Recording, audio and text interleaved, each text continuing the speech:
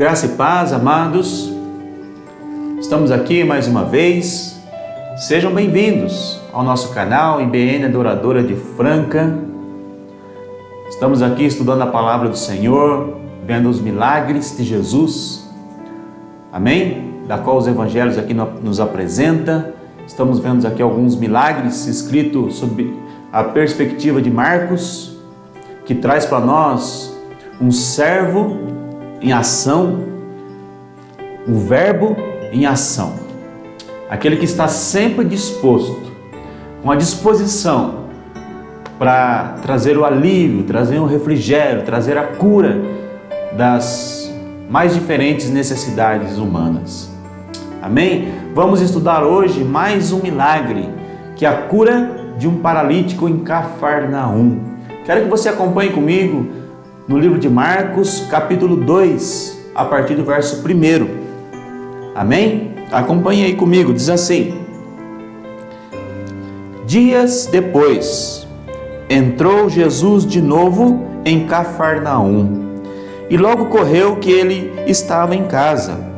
Muitos afluíram para ali, tantos que nem mesmo junto à porta eles achavam lugar, e anunciava-lhes a palavra. Alguns foram ter com ele, conduzindo um paralítico, levado por 4 homens. E não podendo aproximar-se dele por causa da multidão, descobriram o eirado no ponto correspondente ao que ele estava, e fazendo uma abertura, baixaram o leito em que jazia o doente.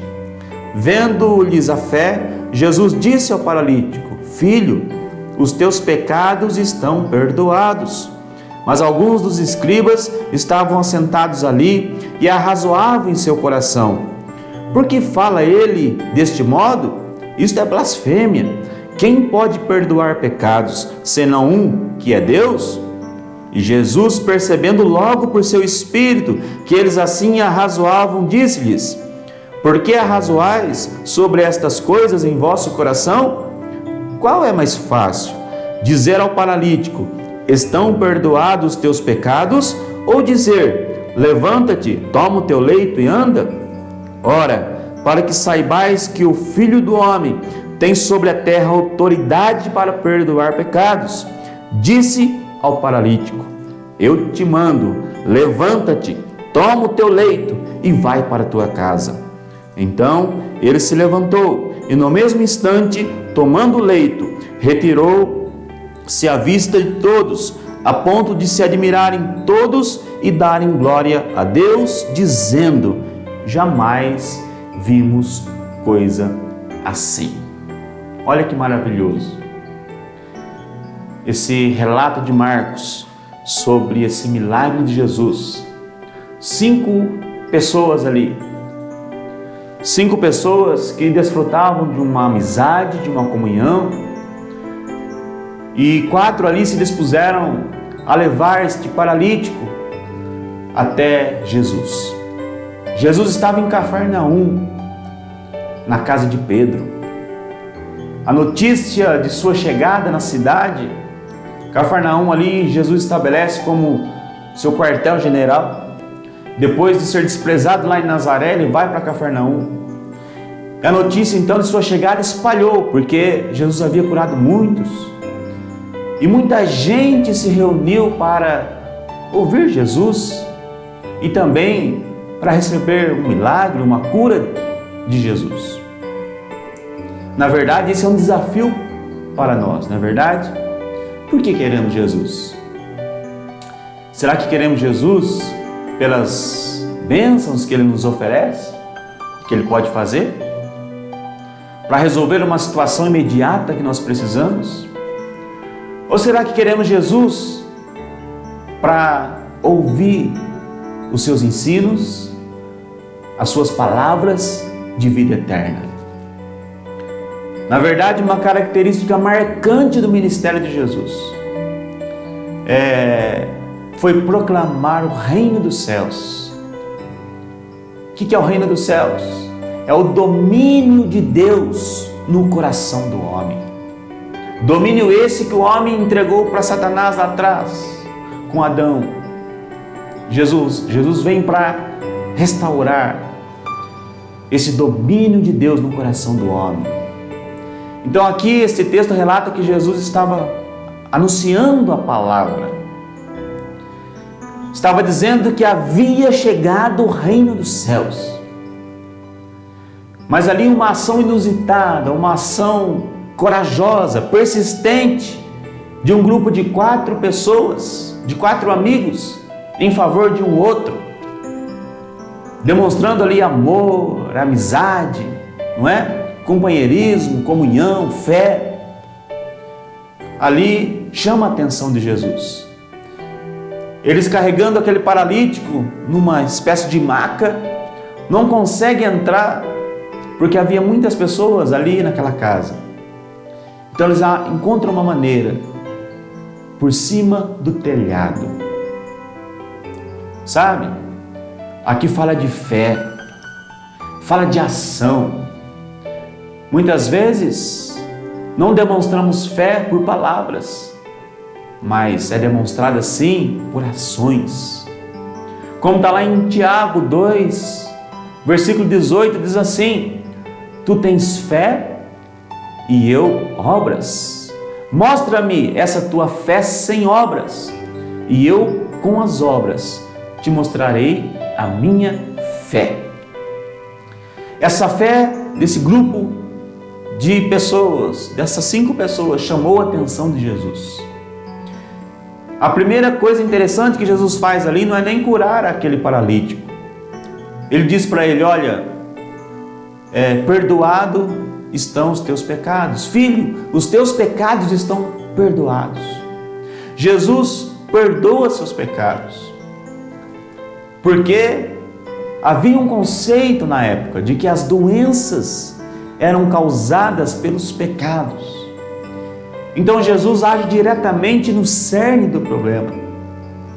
Ele fala: filho, os teus pecados estão perdoados.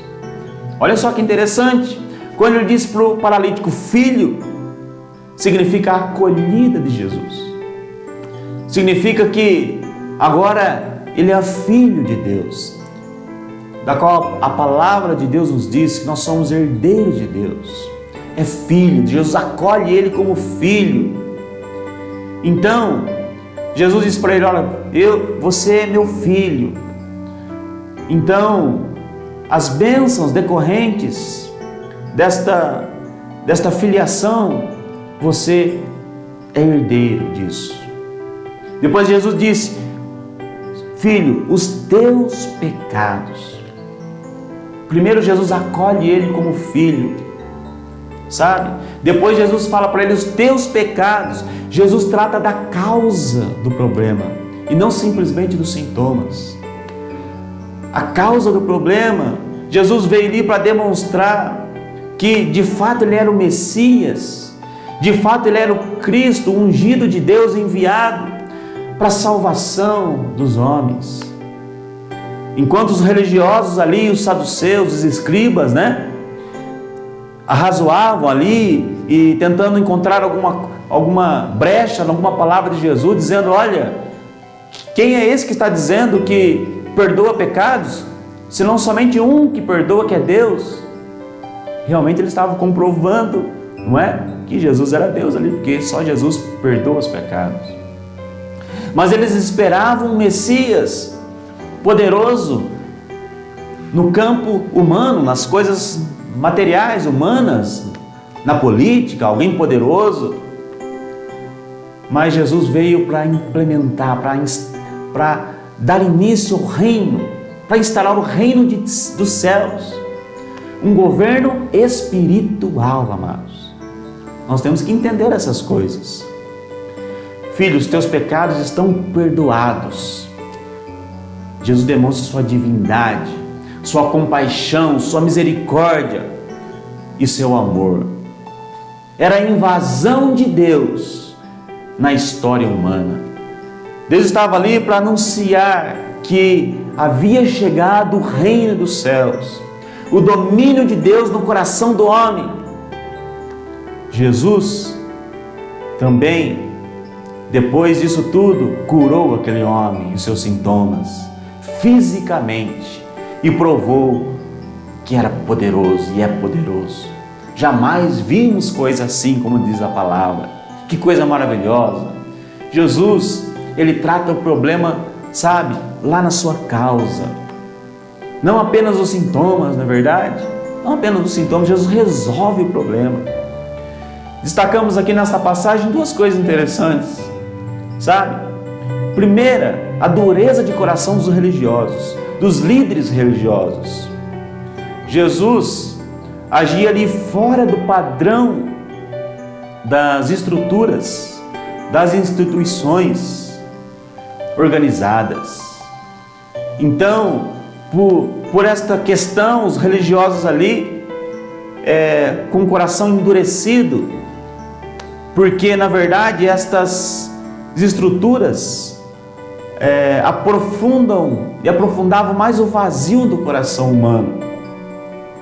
Jesus ali demonstrou que amava mais as pessoas do que essas estruturas, do que essas instituições, do que as regras, do que tudo aquilo que os religiosos. Então, Jesus demonstrou que Ele tem compaixão, que Ele se interessa pelas pessoas, sabe? Jesus andava com as multidões, Jesus tocava no leproso, Jesus curava no sábado. Ou seja, Jesus estava dizendo que o mais importante era a questão do ser humano, das pessoas em si. Outra coisa que nós destacamos nesse texto é sobre a fé. Jesus valorizou a fé. Aquele homem creu de fato que Jesus podia curar, que Jesus poderia dar uma nova vida para ele. Como está a sua fé? Você tem procurado Jesus apenas porque Ele é um Deus poderoso?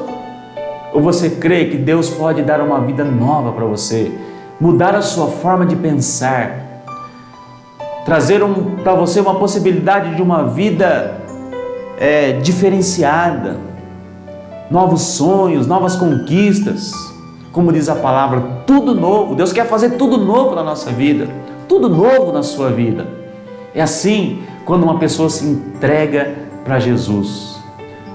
Sabe, quando nós declaramos que Jesus é Rei da nossa vida e Senhor da nossa vida, então o domínio de Deus, o reino do Senhor chega até nosso coração e ali o Senhor começa a governar a nossa vida. Aí agora sim, um novo governo, então uma nova vida, novas possibilidades. Vamos caminhando sob uma promessa de Deus. Deus tem promessa para os seus filhos. Há uma diferença entre povo de Deus e povo do mundo, amados. Deus cuida daqueles que são seus filhos. Filho, Jesus fala para aquele homem, para aquele paralítico. Sabe, Deus quer também dizer para você, você é meu filho, você é minha filha. Eu me preocupo com você, eu cuido de você. Vou continuar cuidando de você. Não se preocupe com amanhã, diz o Senhor, porque você é meu filho, você é minha filha. Eu te acolhi, eu te recebi. Então, amados, é tempo de termos fé. Não valorizar aquilo que estamos vendo aqui, porque tudo o que está acontecendo aqui é governado pelo mundo espiritual. Nos movemos aqui do mundo físico, mas somos envolvidos por um mundo espiritual. Creia, tenha fé que Deus tem uma vida nova para você. Eu quero orar por você nesse momento, colocar as suas necessidades, os seus problemas diante do Senhor. E o Espírito Santo está aqui para mudar a sua história, no nome de Jesus. Feche os teus olhos se você puder. Espírito Santo de Deus, Pai, Tu tens promessas, Tu tens a palavra de vida eterna. E caminhamos sobre esta promessa, Senhor. Caminhamos sobre esta palavra sobre nós, sobre esta revelação que o Senhor traz para nós, Senhor, de uma vida abundante, de uma vida de superação, Pai. E por isso, Pai, eu coloco diante do Senhor estas vidas, estas pessoas, Pai, das mais diferentes necessidades, que o Senhor venha, Senhor, Pai, o Senhor venha suprindo as suas necessidades. O Senhor diz na tua palavra que o Senhor suprirá todas as nossas necessidades, segundo as suas gloriosas riquezas que há em Cristo Jesus. Pai, que o Senhor possa trabalhar em cada coração, para que eles possam entender, Senhor, que mais do que uma cura, mais do que um milagre, mais do que receber a bênção de Deus, é servir ao Senhor, é entregar-se ao dono da bênção, é entregar-se ao senhorio de Cristo, porque a obra propiciatória da cruz foi para que nós pudéssemos ter uma nova vida, Senhor. Porque não há vida fora da cruz, porque não há vida, Senhor, no âmbito aqui natural das coisas. Isso aqui é tudo uma ilusão. Mas, se nós crermos na Tua Palavra, se nós crermos nas boas novas do Evangelho, nós vamos ter uma vida diferente, uma vida emocionante, uma vida abençoada, uma vida com propósito. Senhor, coloca estas vidas diante do Senhor, Pai, e que o Senhor cuide de todas as suas áreas, das mais simples às mais complicadas, no nome de Jesus. Glória a Deus. Amém, queridos? Mais uma vez, Deus te abençoe. Fique na bênção, em nome de Jesus.